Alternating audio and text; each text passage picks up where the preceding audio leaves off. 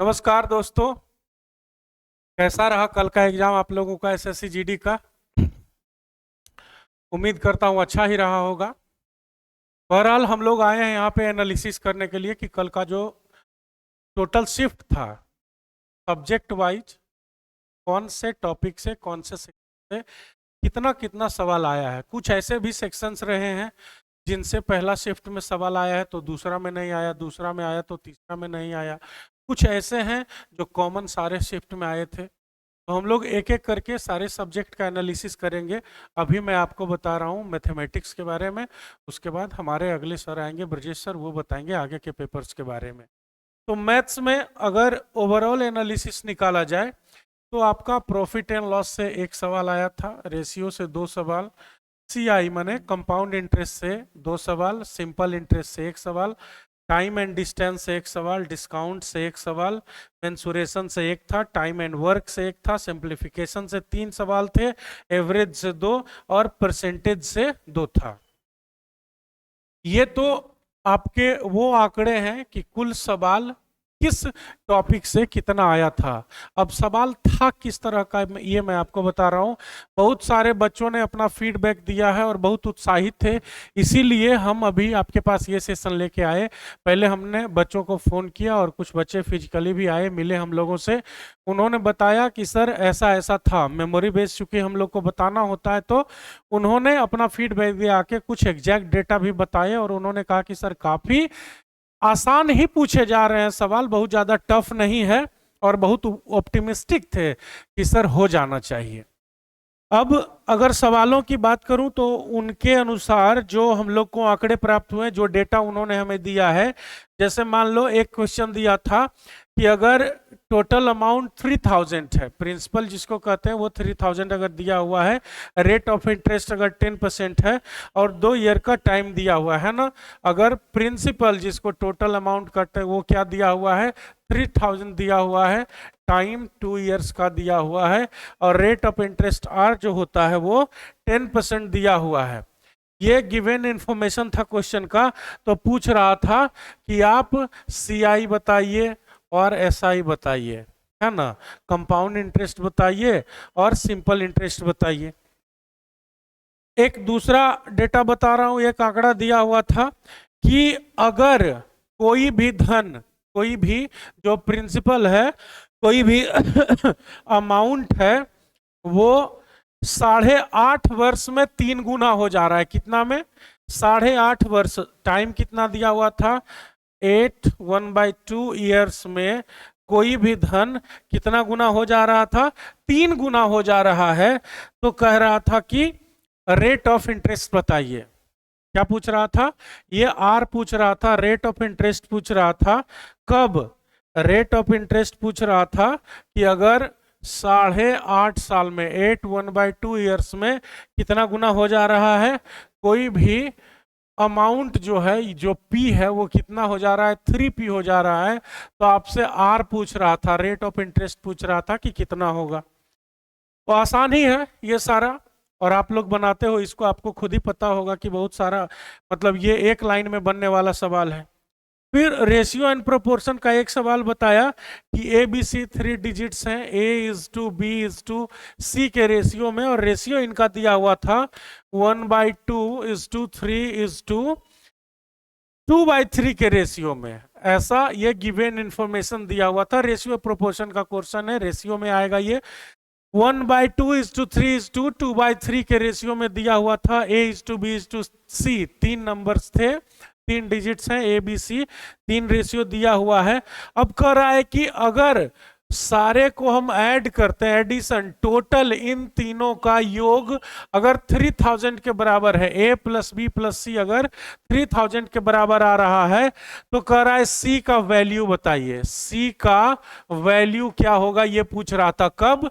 जब 3 नंबर दिया हुआ है जो कि A:B:C के रेशियो में है, और रेशियो दिया हुआ था इसका 1/2 3 2/3 के रेशियो में, और कह रहा था कि अगर A + B + C = 3000 है ना, x का रेशियो अगर मान लेते हैं, आप जानते ही हो, ऐड कर देंगे, x का वैल्यू निकाल के सब में पुट करेंगे, C का वैल्यू आ जाएगा। आसान सा सवाल था। फिर एक और क्वेश्चन उन्होंने बताया कि था सर, तीन नंबर्स थे, P Q R, P is to Q is to R के रेशियो में दिए हुए हैं, और ये था 9:10:11 के रेशियो में। अब ये पूछ रहा है कि आप बताइए गिवन इंफॉर्मेशन के बाद कि अगर टोटल एडिशन इसका ये है तो P plus Q, Q plus R, R plus P, ठीक है, और ये ऑप्शन इसका दिया हुआ था। तो फिर से इसी तरह से अगर टोटल दिया हुआ रहेगा, इसका ये रेशियो दिया हुआ रहे, तो दोनों का ऐड करके, क्योंकि पार्टिकुलर इंडिविजुअल वैल्यू सबका निकल ही जाएगा, तो दो किसी का एडिशन का भी हम बता सकते हैं। तो आसान सा सवाल था। फिर एक सवाल बताया उन्होंने कि दो नंबर्स हैं जो 13:11 के रेशियो में, दो हैं x और y, अगर हैं x:y है, वो 13:11 के रेशियो में है ना। कह रहा है कि दो नंबर्स हैं वो 13:11 के रेशियो में हैं, और उनका एडिशन, उनका टोटल 7 है, योग उनका जोड़ने पे कितना आ रहा है, 7 आ रहा है। तो आप HCF बताइए, ठीक है। आसान LCM HCF वाला जो फॉर्मूला लगा रहता है, डायरेक्ट फॉर्मूला पे इसका आंसर हो जाएगा।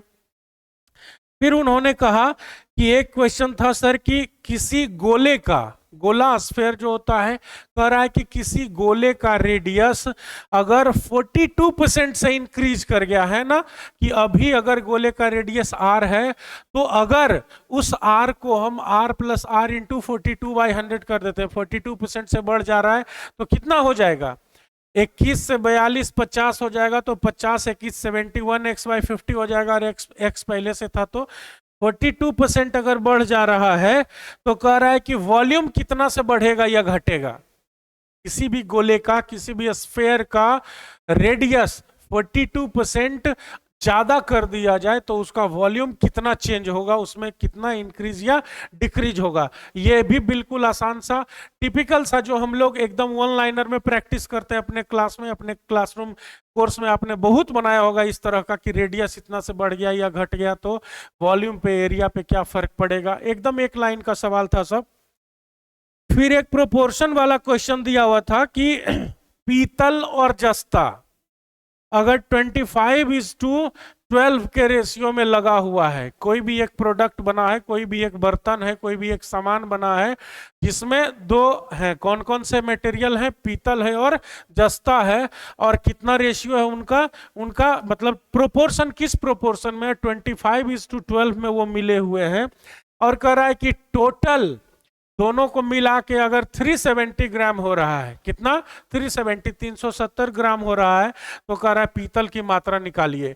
कितने रेशियो में था, किस प्रोपोर्शन में पड़ा हुआ था, 25:12 का।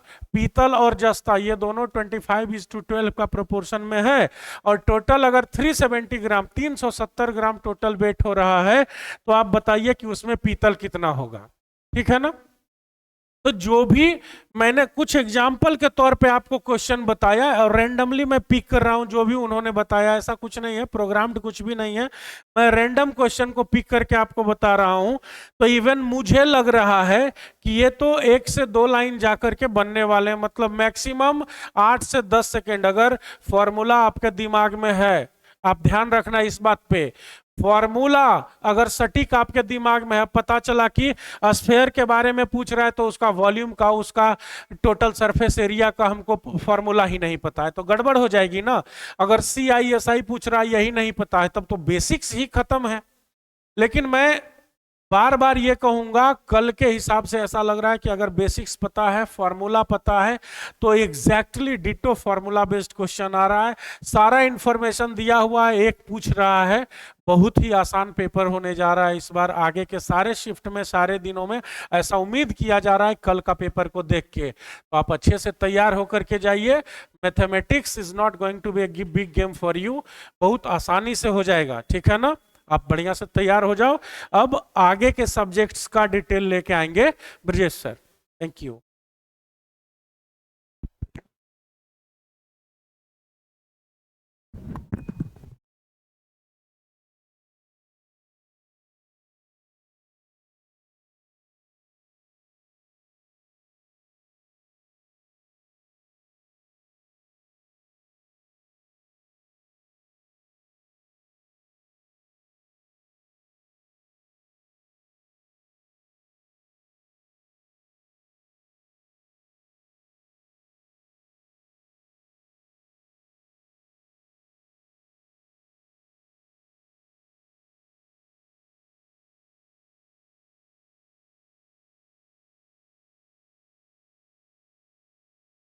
चलिए, तो अभी देखें कि मैथ के पेपर काफी आसान आ रहे हैं, लेकिन ये सिर्फ मैथ के पेपर के साथ ही नहीं है, रीजनिंग और हिंदी और जीएस के साथ भी यही सिचुएशन है। तो मैं आपको बताता हूं कि रीजनिंग के अंदर हम लोगों को कैसे कैसे क्वेश्चंस पूछे गए।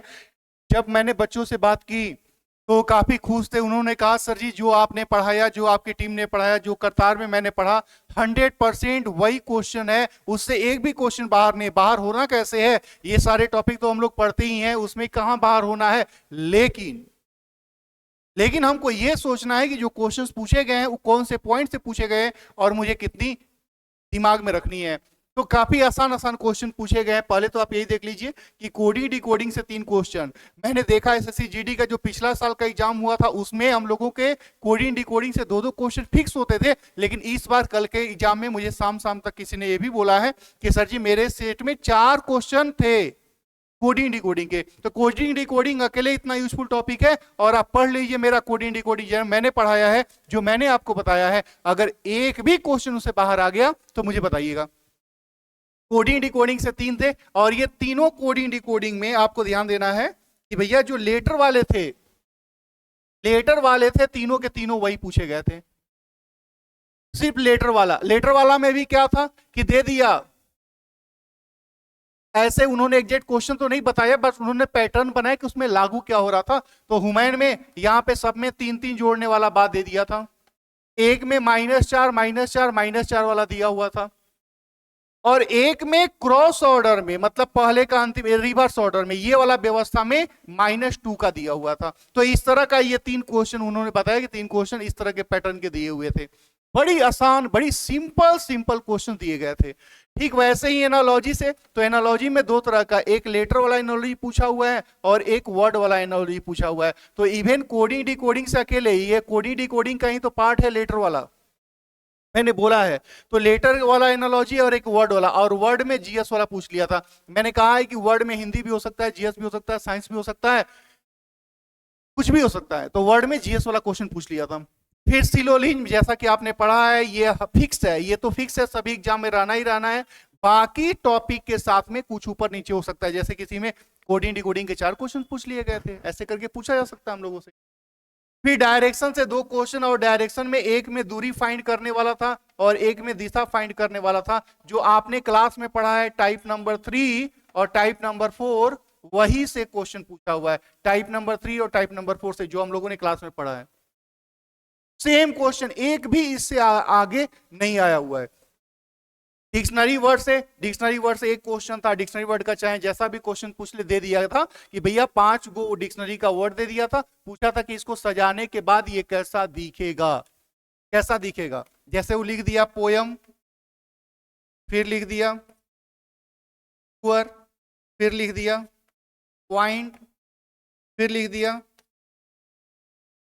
पीक, और फिर लिख दिया पेन। ऐसे लिख दिया, बोलेगा डिक्शनरी को में इसको सजाने के बाद ये कैसा दिखेगा, ऐसा वाला क्वेश्चन था। ये वर्ड नहीं था, लेकिन ये प्रोसेस यही था, बिल्कुल ऐसे ही पूछा हुआ था। तो ये क्वेश्चन हो गया हम लोगों का। फिर हम लोगों का था सीटिंग अरेंजमेंट। तो सीटिंग अरेंजमेंट में जनरली जो मैंने देखा है लीनियर और सर्कल पूछा करता था, लेकिन इस बार के एसएससी जीडी में हम लोगों का सर्कल वाला तो है ही, सर्कल के साथ साथ स्क्वायर वाला भी क्वेश्चन दिया हुआ है। और ये दोनों ही कंडीशन में यहाँ पे दिया हुआ था कि 8 लोग हैं सेंटर की ओर फेस करके बैठे हुए, और यहाँ पे भी 8 लोग हैं सेंटर की ओर फेस करके बैठे हुए। ऐसा वाला इंफॉर्मेशन हम लोग का दिया हुआ। ये काफी नॉर्मल क्वेश्चन दिए गए हैं। एक भी क्वेश्चन जो आपके पढ़ाई से, आपके पहुंच से बाहर हो, ऐसा हो ही नहीं सकता। फिर उसके बाद हम लोगों का डाइस, ये इतना महत्वपूर्ण सेक्शन आप देख लीजिए कि यही दोनों टॉपिक को मिला लिया जाए तो हम लोगों के 6 क्वेश्चन तो यही से बन जाते हैं। 6 क्वेश्चन तो यही से बन जाते हैं। डाइस में भी 2, एगो क्लोज डाइस जो होता है, क्लोज डाइस और ओपन डाइस। तो ओपन डाइस से हम लोगों का 1 क्वेश्चन पूछा है, और क्लोज डाइस से 2 क्वेश्चन पूछा है। और क्लोज डाइस में भी ऐसे 2 गो फिगर दे दिया हुआ है, और बोला है कुछ इस पे यहाँ पे अंक दिया हुआ है, और पूछा है कि कौन से अंक का कौन अपोजिट होगा। 2 गो ये वाला पूछा हुआ है, और 1 गो ओपन डाइस से पूछा हुआ है कि ये ओपन डाइस ऐसे दे दिया, और बोला इसमें कुछ अंक लिखे हुए, बोला है कि इससे कौन सा बनाया जा सकता है। 4 गो ऑप्शन दिया हुआ था, पूछ रहा था इससे कौन से बनाया जा सकता है। ये क्वेश्चन हो गया। फिर हम लोगों का मैथमेटिकल ऑपरेशन, आप जानते ही हैं कि काफी ये इंपैक्टेड रहा है, पिछले कई सालों से एक एक क्वेश्चन यहाँ से रहा ही रहा है। तो इसके बाद नॉन वर्बल का जो सेक्शन था, ये तो हम लोग सब वर्बल पढ़ लिए ना, तो वर्बल से हम लोगों का 18 क्वेश्चन था, जो कि देखे आप। नॉन वर्बल से हम लोगों का 2 क्वेश्चन था। ये पहले शिफ्ट की बात हो रही है, नॉन वर्बल से 2 क्वेश्चन था, और ये 2 क्वेश्चन में हम लोगों का एक क्वेश्चन एम्बेडेड फिगर से था। एम्बेडेड, एक एम्बेडेड फिगर था और दूसरा फिगर कंप्लीशन था।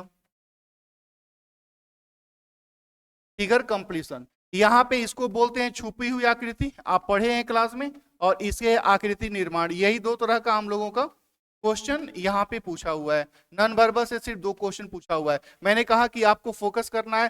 किसी किसी सेट में कोडिंग डिकोडिंग 4 भी है, किसी किसी में 3 भी है, डाइस किसी में 3 पूछा है, किसी में 2 पूछा है। जब अलग अलग लोगों से बात हुई, अलग अलग अपना ओपिनियन दिए थे। लेकिन आप ये तय मानिए कि जो क्वेश्चन आपसे पूछा जा रहा है वह बिल्कुल नॉर्मल पूछा जा रहा है। तो ये हम लोगों का रहा रीजनिंग। अब हिंदी के अंदर जो क्वेश्चंस पूछे गए उसकी बात कर लेते हैं। तो हिंदी में जो टॉपिक रखा गया है, एसएससी जीडी ने जो टॉपिक हम लोगों से चुना है, वह टॉपिक क्या है? तो उसमें विलोम का 3 क्वेश्चन था, पर्यायवाची से 2 क्वेश्चन था, हम लोगों के मुहावरे से 3 क्वेश्चन था, अनेक शब्दों के लिए एक शब्द से 1 क्वेश्चन था। फिर उसके बाद हम लोगों का वाक्य शुद्धि करेक्शन वाला वो था। वर्ड का नहीं है, यहाँ पे वाक्य शुद्धि लिखा हुआ है। वाक्य शुद्धि यहाँ पे था, कई कई बार वर्ड की शुद्धि है, लेकिन यहाँ पे वाक्य शुद्धि वाला क्वेश्चन दिया था, पूरा एक लाइन दे दिया, उसमें कौन अशुद्ध है वो ढूंढ रहा था। फिर एक फिलर दे दिया था हम लोग का रिक्शासन वाला। फिर गद्यांश दिया हुआ था, जानते ही हैं कि ये इतना महत्वपूर्ण। एक कहानी छोटा सा दे दिया गया था, कहानी भी किसी छोटे से जो हम लोग रेगुलर लाइफ में यूज करते हैं वैसी कुछ कहानी बनाई हुई थी उन्होंने कहा। और व्याकरण वाला, ग्रामर वाला सेक्शन 3 पूछा हुआ था। विलोम में क्या पूछा हुआ था? ऐसा भी नहीं कि विलोम पूछ लिया तो कुछ ऐसा पूछ लिया भैया हम बना नहीं सकते, इतने आसान कैसे कैसे पूछ लिया था। पूछ लिया कि नस्वर का अपोजिट क्या होगा। विलोम में पूछ लिया कि नस्वर का क्या होगा, पूछ लिया कि धर्म का क्या होगा। फिर मैंने लिखा है, फिर उन्होंने कहा कि स्थिर का अपोजिट क्या होगा। इस तरह का ये 3 को अपोजिट पूछ लिया। पर्यायवाची में भी कुछ क्वेश्चन पूछा था। उसके बाद हम मुहावरा में उन्होंने कहा कि सर जी पूछ लिया था झांसा देना। तो भैया झांसा देना को हम लोग क्या कहते हैं जानते हैं। फिर पूछ लिया था चिराग,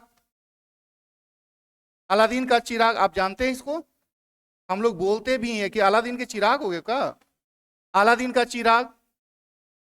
झांसा देते हो क्या, मतलब रेगुलर लाइफ में जो वर्ड आप इस्तेमाल करते हैं वही, रेगुलर लाइफ में जो वर्ड इस्तेमाल करते हैं वही, कुछ भी डिफरेंट नहीं। फिर उसके बाद हम लोगों का मैंने कहा कि अनेक शब्दों में एक शब्द में पूछ लिया था, अनेक शब्दों के लिए एक शब्द में पूछ लिया था। हाथों से लिखी हुई प्रति,